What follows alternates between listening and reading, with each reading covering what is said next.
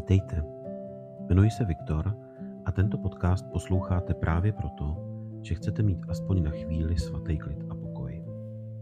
Je to místo, kde nemusíte reagovat, nemusíte rozhodovat a nemusíte nic řešit.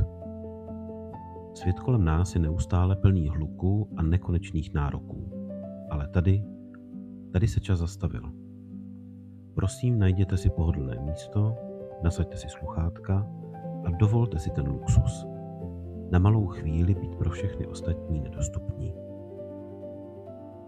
Ať už máte za sebou jakýkoliv den, následujících 9 minut patří jenom vám. Je to váš čas na nádech a váš prostor pro ticho.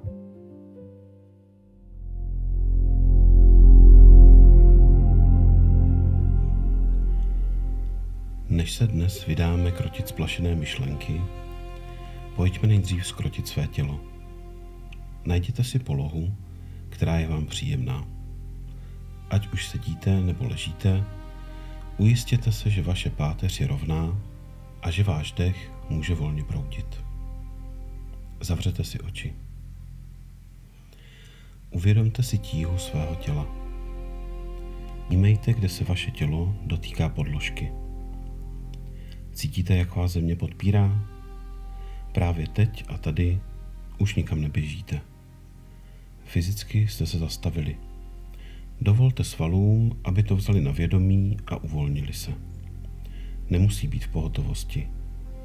Nemusí být napnuté k dalšímu skoku.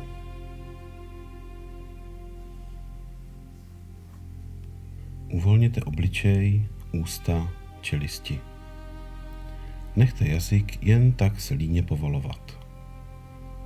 Povolte svoje ramena, ať sami svou vlastní vahou klesnou níž od uší. Uvolněte své dlaně. Pokud máte ruce sevřené, jako byste stále chtěli držet otěže, rozevřete je. Nechte je volně spočinout v klíně nebo podél těla. Uvolněte nohy, stehna, lítka. Pro tuto chvíli vás nemusí nikam nést, nemusí utíkat. Jsou těžké a odpočívají. Pojďme společně srovnat svůj dech a vypustit všechnu tu nahromaděnou páru. Zhluboka se společně nadechneme nosem, nabereme čerstvý vzduch a dlouze hlasitě vydechneme ústy. Všechno to napětí jde ven.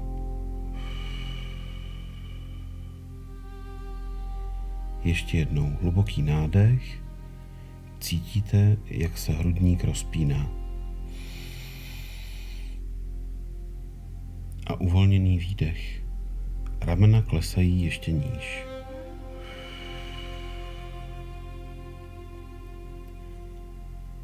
Do třetice naplňte čerstvým vzduchem každý kout svého těla. A s výdechem pusťte úplně všechno. Všechen spěch, všechno horko.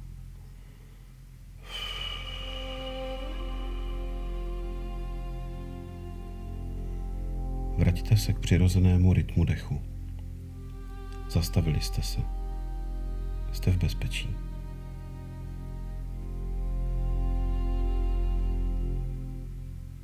I přes to zpomalení to možná cítíte.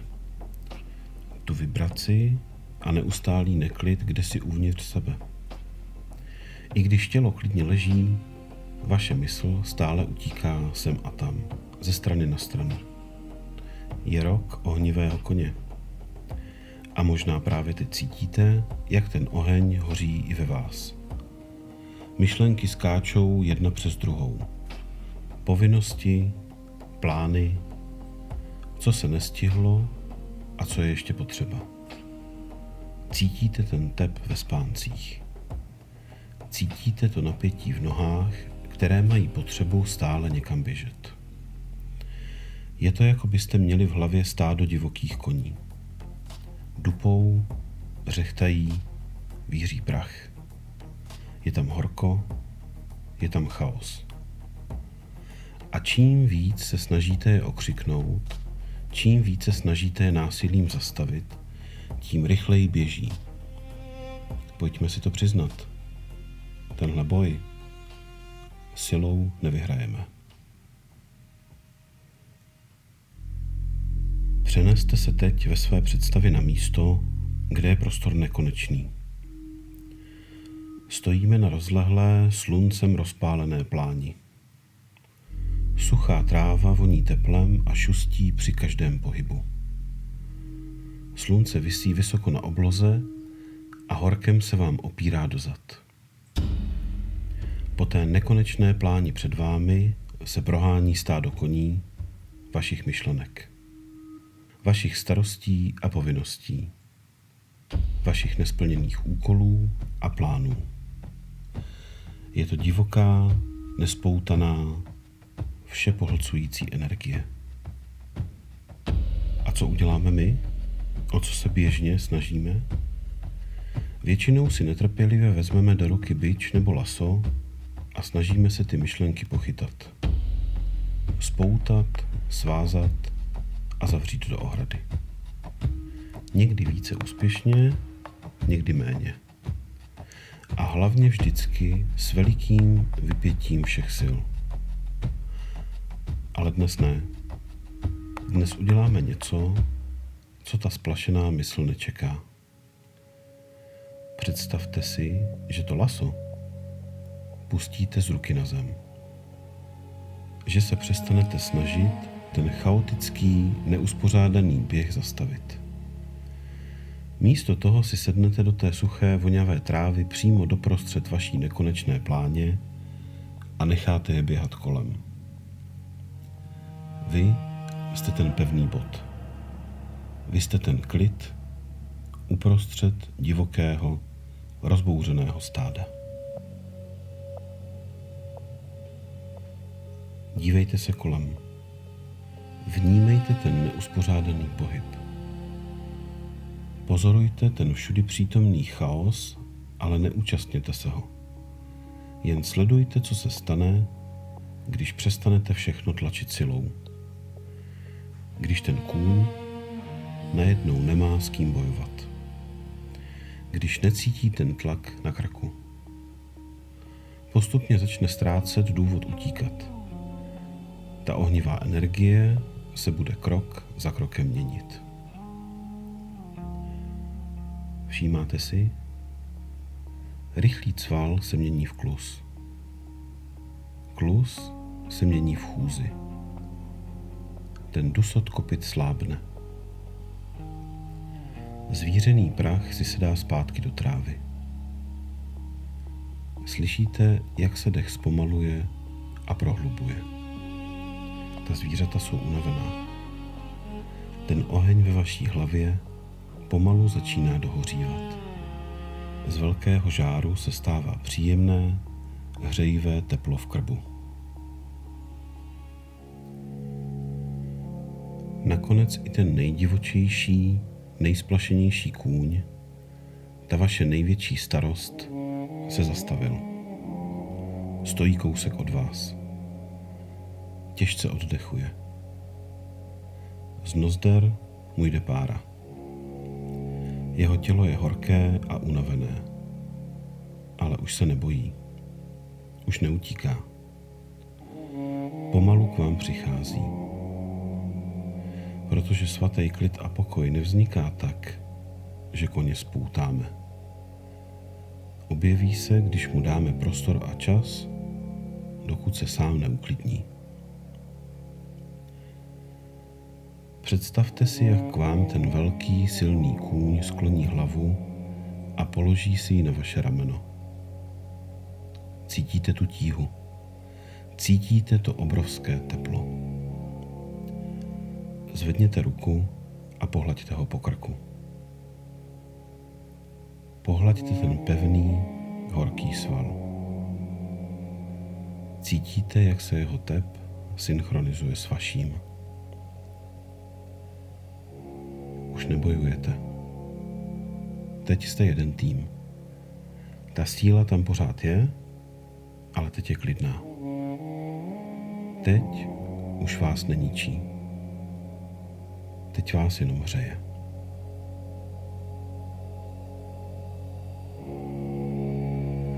Vnímejte to teplo, které se rozlévá z vašeho ramene do hrudníku, do břicha, do celého těla. Celé vás prostupuje. To není stres. To je vaše životní síla. Oheň, který vám dává odvahu.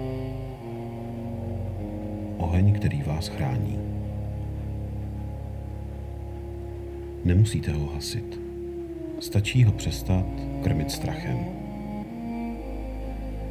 Nechte to teplo, ať vás nabije.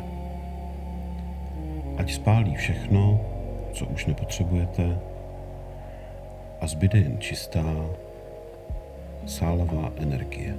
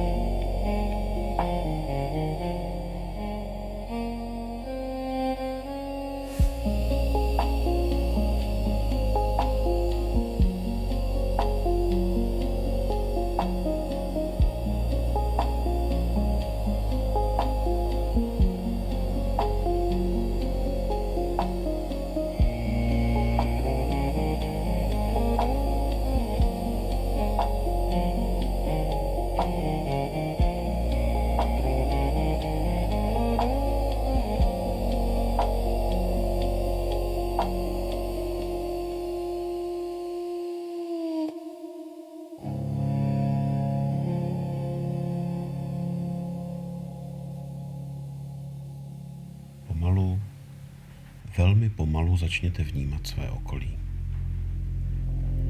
Zhluboka se nadechněte a s výdechem si uvědomte, že tento klid si odnášíte sebou. Je celý váš.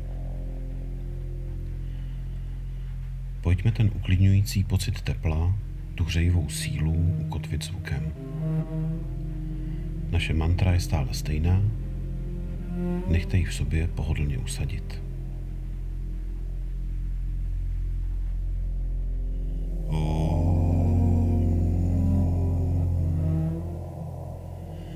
Shanti, Shanti, Shanti. Om Shanti, Shanti, Shanti.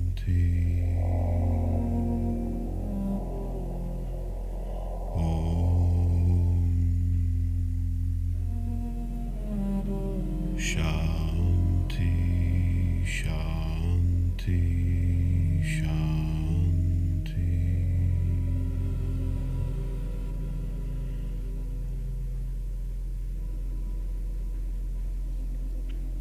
Děkuji, že jste tu dnes byli sami se sebou.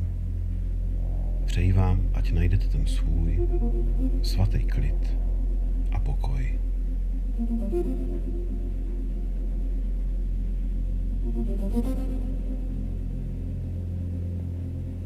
Thank you.